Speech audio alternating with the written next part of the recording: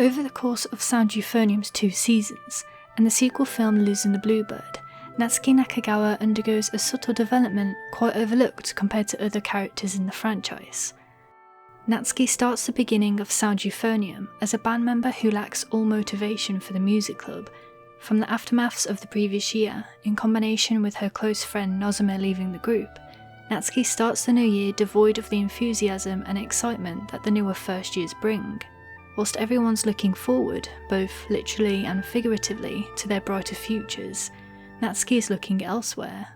The repetitive visual of her gazing out of the window is a reflection towards the lack of drive she has regarding practice with her bandmates, a visual cue to the air of melancholy that surrounds her character. And her change of heart is quite understandable. Natsuki started the band due to her adoration of Nozume's hard work in middle school, as well as her own keen interest in playing an instrument. The ideology of putting your effort into a project to work your heart and soul into something that brings you happiness, to Natsuki seemed like a goal worth reaching. And that's what led her to the music club, putting a lot of time and energy into practicing the euphonium, only for her efforts to be disregarded, her goal of self-motivated hard work drowned under the negativity and disinterest of the previous third years. And most regretfully to Natsuki, their detachment to the club's aims and ambitions became influential to her own lack of motivation. But even with all that weight holding her down, something happened across the 2 seasons of the show that led her to change. From her very first scene of lying on a desk, devoid of any musical passion, to her last scene of season 2, standing from said desk and announcing herself as the band's newest vice president, her involvement with the band continued to grow to heights where Natsuki herself took on the mantle of her previous senior, Asuka. And it's through this developing change in behaviour that Natsuki's character truly shines. From an unmotivated club member who appeared unbothered of her surroundings, to an active supporter and friend amongst the entire band, someone who not only rekindles her love for the euphonium, but the people around her who also share the same passions for music. And this determination to work harder, to be kinder to herself and renew the goal she set in the previous year, was encouraged by the words and actions of Kumiko, taking only a simple sentence to pull Natsuki out of her growing lack of enthusiasm. And Natsuki just goes along with it. She doesn't complain, argue, or create an excuse, showing that her lack of participation wasn't through a sense of malice, more than her own views on her own self-worth. The determination on Kumiko's part to get her to engage with the other band members, and Natsuki's delayed response, begs the question that was probably on her mind. Does somebody who gave up previously deserve to still play? It's after this little interaction, a brief sense of acceptance, that Natsuki's friendship and bond with Kumiko only naturally grows throughout the story. We watch as Natsuki's role in the dynamic turns to that of a caring senpai, her relationship with the younger Yufo being a mixture of goofiness and kindness that allows us to see the newer side of Natsuki's character. Through this blossoming sister-like dynamic with Kumiko, the leadership qualities that Natsuki had initially hidden away start to show. I'd argue that some of the most important developments for Kumiko in the first season revolve around the scenes that she shares with Natsuki. For example, 2 tiny scenes that I love dearly are reliant on the fact that Natsuki is one of the first people in the show who truly encourages Kumiko on her journey to improving her instrumental skills. Contextually, Kumiko's school life previous to the series wasn't the most optimistic. She'd come from a middle school where the senpai in the year above had been incredibly harsh and immature to her. Kumiko then also failed to qualify for the nationals, whilst simultaneously having to put up with a sister who slowly discouraged her from playing the euphonium. So it's not hard to see why Kumiko grew fond of Natsuki so quickly, her being someone who finally encourages her after years of rejection and failure. From being the very first person in the show to compliment Kumiko's euphonium playing, and even being interested enough to ask how long she'd been playing for, to being the first band member to write a good luck note on her music sheet. In fact, even when Natsuki came to realise that Kumiko is a much better player than she is, she's never shown to be jealous about it. On the contrary, when Natsuki hears Asuka compliment Kumiko when practicing her audition piece, all she does is smile, if not proudly at Kumiko. And even after it's revealed she had in fact failed the auditions to Kumiko, her only response is that of acceptance, despite how upset and worried Kumiko was of her potential mad reaction. Rather than resenting Kumiko and being a copy of Kumiko's last pitiful senpai, Natsuki decided to invite her out for a treat, where she was able to calm the worries of Kumiko's anxieties and just flat out admit that she knew she failed the auditions even before the results were read out, admitting that she'd only been playing for a year and had no expectations of being accepted, especially when she thinks Kumiko is much more capable. And this scene was just so pleasant to watch for me personally, to see Natsuki so free and open about her bombing the auditions and being honest with her younger peer. She knew of the horrible ways Kumiko was treated from her senpai before, so she just goes ahead, buys her a treat and talks to her in such a comforting way, even going as far to say, "And it's no wonder that Kumiko cried. The entire scene is such a heartwarming gesture and truly exhibits the maturity and kindness of Natsuki. A kindness that also carries out to the other juniors in the story. From her opening up to Kumiko, we see a slight change in the way she interacts with other members of the band, especially those younger than her.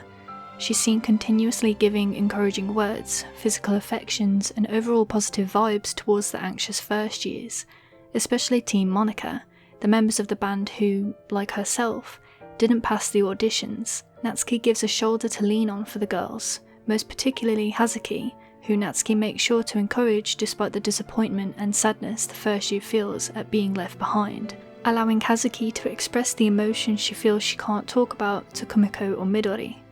But it's not just the juniors Natsuki opens up to. Her kindness also spreads to those in the same year and above, from the subtleness of Natsuki being the last to leave Asuka alone amongst many classmates, catching on to the fact that Asuka was putting up an emotional barrier and wasn't as happy as she was trying to seem to everyone around. This, of course, is what led to Natsuki to propose the Bring Asuka Back mission to Kumiko when Asuka goes AWOL during Season 2.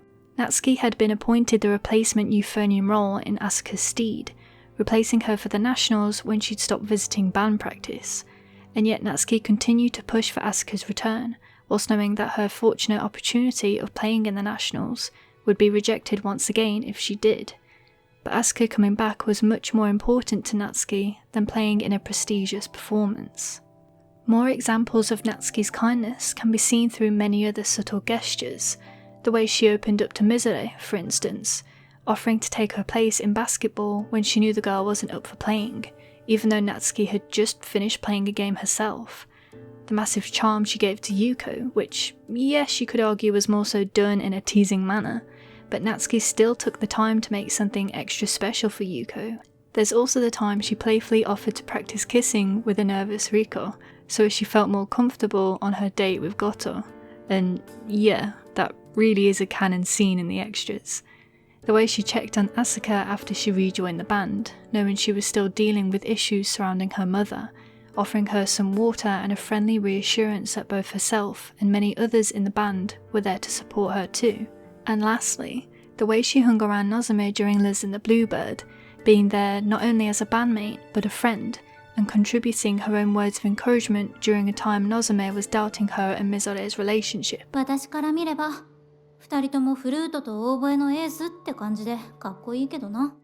In retrospect, Natsuki's character is an important foil to three characters in the story, Kumiko, Nozomi, and Yuko. I've already spoken about the relationship between Kumiko and Natsuki, so I'm going to be focusing on the other two relationships. The first being Natsuki's friendship with Nozomi. With the effects of the previous year looming over the band, in particular for the newer third and second years, Nozomi found herself in a desperate battle of wanting to rejoin the school music club after leaving the previous year, which ended up being a challenge when the vice president of the club continued to deny her request over and over. However, Natsuki was there every time to help support Nozomi through those frustrating moments. Continuously, we are shown many shots throughout the season of Natsuki spending her time talking and listening to Nozomi, being there as a shoulder of support when no one else was. Natsuki is the one to invite Nozomi both to the pool day and even to the festival, to make sure Nozomi knows she's not alone. Natsuki is also the person to stand up for Nozomi, confronting Yuko about why she wasn't allowed to rejoin the band, and even following Nozomi when she goes to confront Mizore. Without Natsuki's continuous and reinforced unwavering resolve to be there for Nozomi, I genuinely believe her story would have played out much differently in Sound Euphonium, or at the very least, wouldn't have ended with a more positive conclusion for Nozome's arc. And then we get to Yuko. I'm just going to admit straight off the bat that Natsuki and Yuko's relationship throughout the whole of Sound Euphonium is easily the most entertaining for me. Anytime I see they're in each other's vicinities, I just know something is about to go down. And in most case scenarios, it's continuous bickering and countless scenes of teasing with a sprinkle of tsundere animosity. And it's hilarious to note that both Nozome and Mizore slowly end up joining in with Natsuki's antics.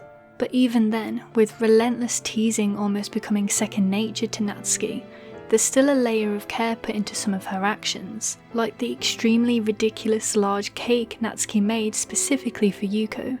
I don't even want to know how many hours she spent making a cake version of the Leaning Tower of Pisa. You know, for the rivalry of course.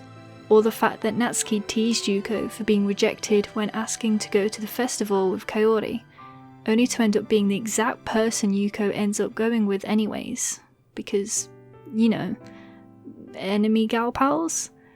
Or dare I remember to bring up the massive good luck charm Natsuki makes only for her, because, you know, they seem like good friends? For as much as Natsuki teases Yuko, with mostly good intentions, a gradual difference in their relationship is a middle ground that grows throughout the series, a camaraderie between them that allows for us as the audience to see a little deeper into the relationship past the teasing and playful interactions. We see a companionship of sorts for Natsuki in much subtler ways, like how they end up planning to go to the same college, or Natsuki taking some of the workload off Yuko when she'd noticed she hadn't been taking a break whilst being a newly appointed president of the club, or even complimenting Yuko and saying, でもさ、みぞれにはあんたがいてよかったと思うよ。 a very touching moment in which she tries to uplift her mood. They're not overly grand acts of kindness, and in fact, as with many of Natsuki's kinder gestures, they're subtle and quieter, much like the way she deals with drama in the series. A perfect example being Natsuki recognising the tension within the entire band, and therefore breaking the ice with her humour and wit, which mostly leads to her teasing her favourite person, easing the strained emotions of the band members. Or the way she butts into Yuko's argument with Reina, or holds Yuko back when she's badgering Nozome for talking to Mizore. Without Natsuki, Kumiko wouldn't have even known half as much as she did about the drama regarding the previous years, or about the pressures Asuka takes in being vice president.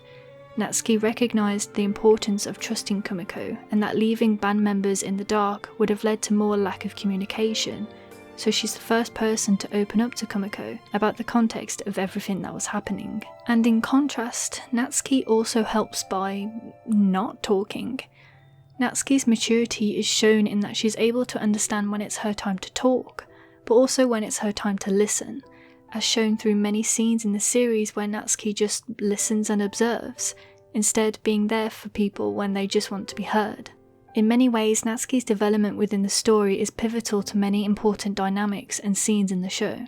She's very much the underdog of the series, and in a story filled with extravagant, stressed, quirky, slightly loud and dramatic honed students, Natsuki's calmer, softer and kinder demeanour works as a nice opposition. Her acts of kindness are almost missable if you're not paying too much attention, when all the focus is mostly given to the main characters of the series. With her endless teasing towards Yuko being the exception, her subtleness is the truest side to Natsuki's personality. She's not loud. In fact, out of the Euphonium trio, she's overshadowed in both Euphonium skill and screen time, but the gestures she makes and the smaller, less noticeable actions she does perhaps speaks for her even louder than her Euphonium does. I think that's enough of me rambling about Natsuki's character for now. Once again, thank you for watching, and if like me you're very much Team Natsuki, let me know in the comments below.